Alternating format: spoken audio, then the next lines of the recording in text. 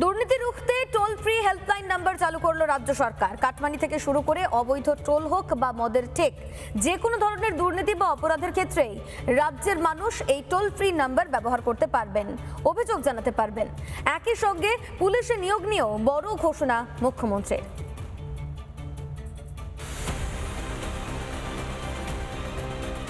Cut money culture the end.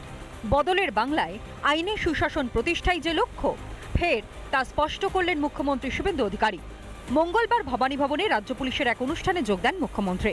Cut money থেকে দুর্নীতি, এবার এক ফোনেই সমস্যা সমাধান। একসঙ্গে 4টি লাইনে 5টি নাম্বারে সবাই গোটা রাজ্য থেকে অভিযোগ করতে পারবেন, যা আমরা নিষ্পত্তি করব এবং আধুনিক প্রযুক্তির মধ্য দিয়ে। আইন শৃঙ্খলা আরও মজবুত করতে এদিন চালু হয়েছে 4টি নতুন অভিযোগ জানানোর হেল্পলাইন।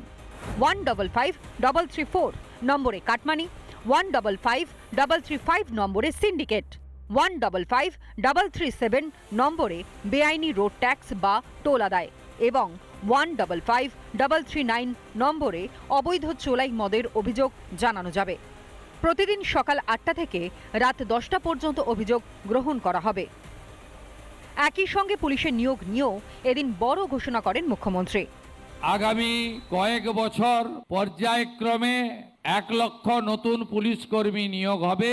ইতিমধ্যে 47,000 ভ্যাকেন্সি আমাদের মধ্যে আছে। ওবিসির যে জট, সেটা কাটিয়ে উঠতে পেরেছি বিধানসভার বিল এনে।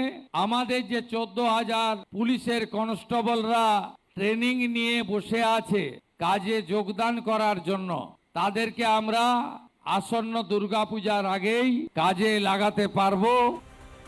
একই সঙ্গে এদিনের মঞ্চ থেকে মা বোনেদের বিরুদ্ধে অভিযোগে জিরো টলারেন্সেরও বার্তা দেন মুখ্যমন্ত্রী। রিপাবলিক বাংলা। নানা ধরনের কন্টেন্ট দেখার জন্য লাইক করুন, শেয়ার করুন আমাদের ফেসবুক পেজ, সাবস্ক্রাইব করুন আমাদের ইউটিউব চ্যানেল। পাশাপাশি অন্যান্য ব্রেকিং নিউজের জন্য অবশ্যই চোখ রাখুন রিপাবলিক বাংলায়।